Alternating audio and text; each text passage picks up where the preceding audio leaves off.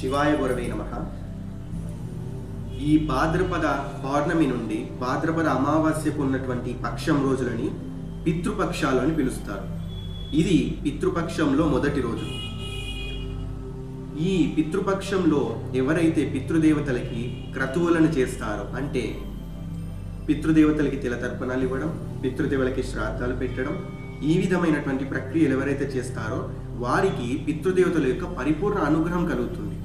మరి అలాంటి క్రతువులు చేయలేనటువంటి వారు, అలాంటి ఆచరణ అనేది వాళ్ళ కుటుంబంలో లేని వారు బియ్యాన్ని బ్రాహ్మణులకి దానం ఇవ్వడం ద్వారా పితృదేవతల యొక్క అనుగ్రహాన్ని పొందుతున్నారు. కానీ చాలా కుటుంబాల్లో ఇది కూడా చేయడం లేదు.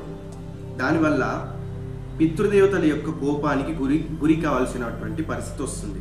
ఎందుకంటే పితృదేవతలు మన జన్మానికి కారకులు. ఈ శరీరాన్ని మనకిచ్చినటువంటి వారు తల్లిదండ్రులు. మరి ఆ తల్లిదండ్రుల యొక్క తల్లిదండ్రులు కూడా వారు గతించినప్పుడు వారు పితృదేవత సమానులే అవుతారు. వారికి కూడా మనము ఖచ్చితంగా రెస్పెక్ట్ అనేది ఇవ్వాలి. ఈ రెస్పెక్ట్ ఇవ్వడానికే ఈ పితృపక్షంలో పిండ ప్రదానాలు, వారి గురించి తలుచుకోవడం, ఈ విధమైనటువంటి పనులు అనేది చేయడం జరుగుతుంది. మరి ఇవి కూడా చేయలేనటువంటి వారు బ్రహ్మదేవుడు ఇచ్చినటువంటి పితృ ప్రణామ స్థవాన్ని పఠించిన వారికి కూడా 1,000,000 సార్లు పితృదేవతలకి తిలతర్పణాలు ఇచ్చినటువంటి ఫలితం కలుగుతుంది. అలాంటి స్తోత్రాన్ని ఈరోజు మనం నేర్చుకునే ప్రయత్నం చేద్దాం, వినే ప్రయత్నం చేద్దాం.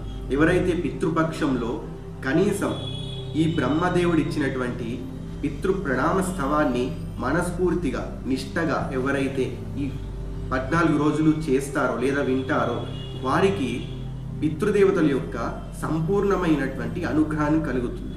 ఇది బ్రహ్మదేవుడు చెప్పినటువంటి మాట.